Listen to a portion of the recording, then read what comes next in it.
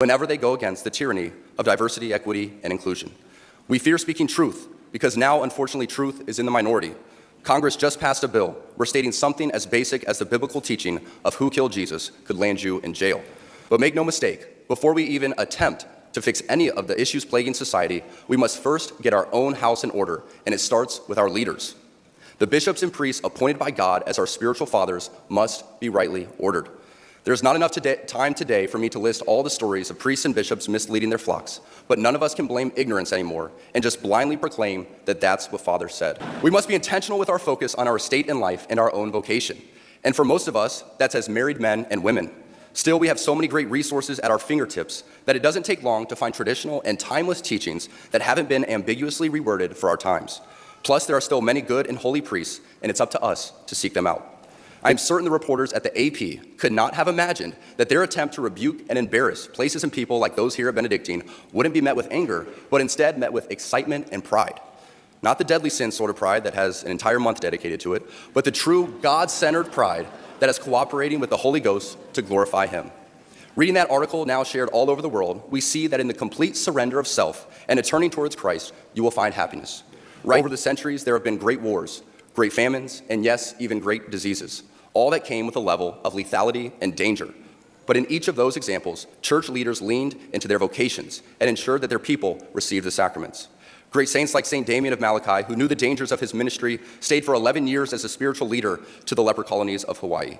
His heroism is looked at today as something set apart and unique, when ideally, it should not be unique at all. For as a father loves his child, so a shepherd should love his spiritual children too. I say all of this not from a place of anger, as we get the leaders we deserve.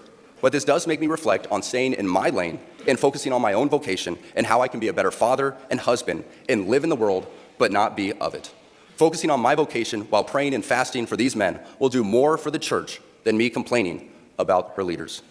Because there seems to be so much confusion coming from our leaders, there needs to be concrete examples for people to look to, and places like Benedictine, a little Kansas college built high on a bluff above the Missouri River, are showing the world how an ordered, Christ-centered existence is the recipe for success. Ladies and gentlemen of the class of 2024, you are sitting at the edge of the rest of your lives. Each of you has the potential to leave a legacy that transcends yourselves and this era of human existence. In the small ways, by living out your vocation, you will ensure that God's church continues and the world is enlightened by your example. For the ladies present today, congratulations on an amazing accomplishment. You should be proud of all that you have achieved to this point in your young lives. I want to speak directly to you briefly because I think it is you, the women, who have had the most diabolical lies told to you.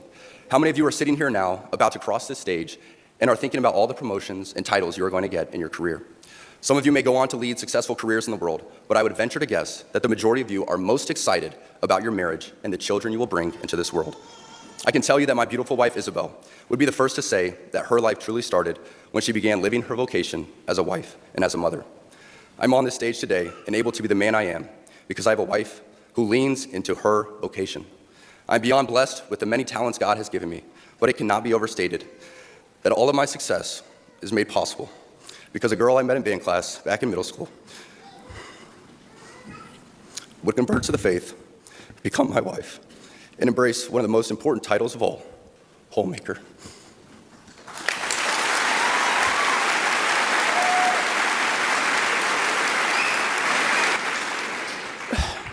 She's a primary educator to our children. She's the one who ensures I never let football or my business become a distraction from that of a husband and father. She's the person that knows me best at my core, and it is through our marriage that, Lord willing, we will both attain salvation.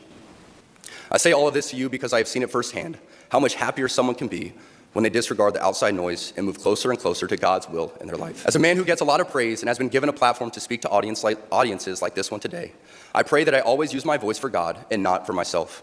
Everything I am saying to you is not from a place of wisdom, but rather a place of experience.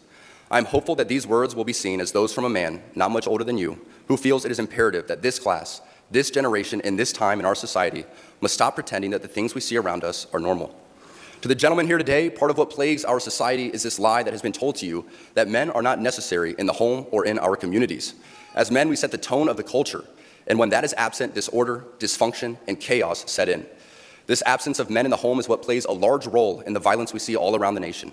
Other countries do not have nearly the same absentee father rates as we find here in the US, and a correlation could be made in their drastically lower violence rates as well.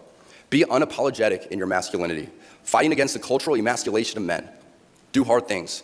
Never settle for what is easy.